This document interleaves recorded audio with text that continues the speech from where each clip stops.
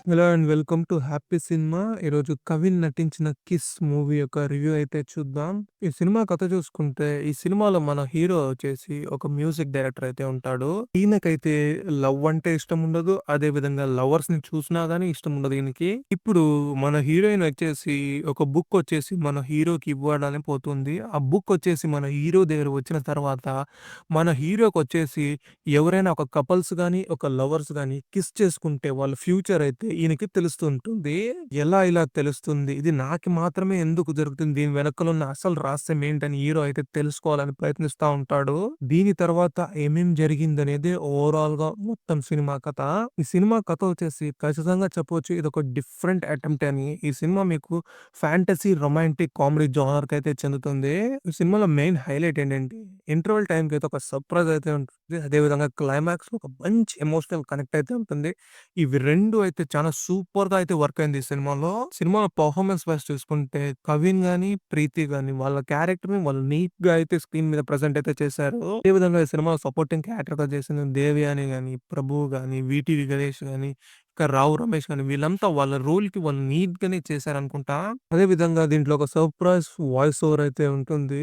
Basically ఇలాంటి romantic comedy గాని, romantic adventurous comedy గాని మనకి తెలియాలా అంటే మనకి కనెక్ట్ కావాలంటే ఏదో ఒక ఎమోషనల్ బాండ్స్ త్రూఔట్ సినిమాలో కంటిన్యూ అయితేనే మనము కనెక్ట్ కాగలము. అంటే వీళ్ళిద్దరూ విడిపోనేయకూడదని మనకొక క్యూరియాసిటీ ఆ ఒక ఇంటెన్స్ అయితే మనకు వస్తానే ఉంటే మనం అప్పుడైతేనే ఆ ఒక సినిమాలో అయితే ఎంగేజ్ అయిపోతాం. అలాంటి పరిస్థితులొచ్చేసి ఈ సినిమాలో చానా బాగానే కుదిరింది. అదే విధంగా ఆ ఒక సీన్ వచ్చేసి 'జన్ మార్టిన్' అయితే ఒక మంచి బ్యాక్‌గ్రౌండ్ మ్యూజిక్‌తో అయితే ఎలివేట్ చేశాడు. సినిమా త్రూఔట్ బాగానే మ్యూజిక్ అయితే మనకు కనెక్ట్ అవుతా ఉంది. ఆ ఎమోషనల్‌ని మ్యూజిక్ ద్వారా బాగానే కన్వే చేయడానికైతే ట్రై చేశారు.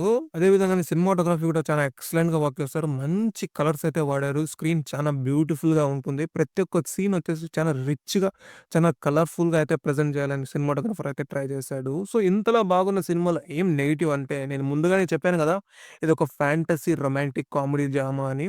ఆ ఫ్యాంటసీ ఎలిమెంట్‌నొచ్చేసి వీళ్ళు సరిగ్గానే వాడుకోలేదనుకుంటా నేనైతే. ఎందుకంటే వీళ్ళ దగ్గర ఒక సాలిడ్ పాయింట్ అయితే ఉంది గానీ, దాన్ని స్క్రీన్ ప్లే మీద కన్వర్ట్ చేయడంలో, దాన్ని స్క్రీన్ మీద ప్రెజెంట్ చేయడంలో అయితే రైటింగ్ వైస్ చానా వీక్‌గానే ఉన్నింది.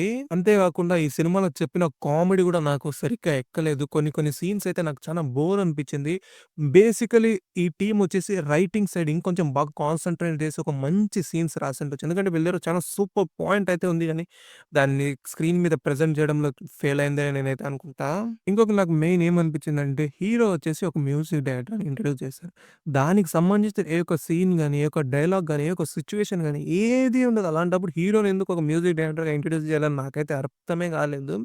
ఇలా కొన్ని కొన్ని లాజిక్ మిస్టేక్స్ కూడా అక్కడక్కడ సినిమాలో అయితే ఉంది. ఓవరాల్‌గా చూసుకుంటే ఈ సినిమా నాకైతే ఒక యావరేజ్ మూవీనే అండి. సినిమానొచ్చేసి మీరు ఫ్యామిలీతో అయితే చూడండి. దీంట్లో ఎటువంటి అడల్ట్ కంటెంట్ అయితే లేదు. కాస్త కిస్సింగ్ సీన్‌లయితే ఉన్నాయి. బట్ దాన్ని కూడా క్లోజ్‌గా తీసుకుపోయి కట్ చేస్తారు గానీ 2, 3 సీన్‌లయితే కొంచెం క్లియర్‌గానే చూపిస్తారు. సో, ఇవాల్టికైతే ఇది. ఒకవేళ నా కంటెంట్ మీకు నచ్చితే ఈ వీడియోనైతే లైక్ చేయండి. మరిన్ని మూవీ రివ్యూస్ కోసం నా ఛానెల్‌నైతే సబ్స్క్రైబ్ చేసుకొని ఈ వీడియోనైతే షేర్ చేయండి.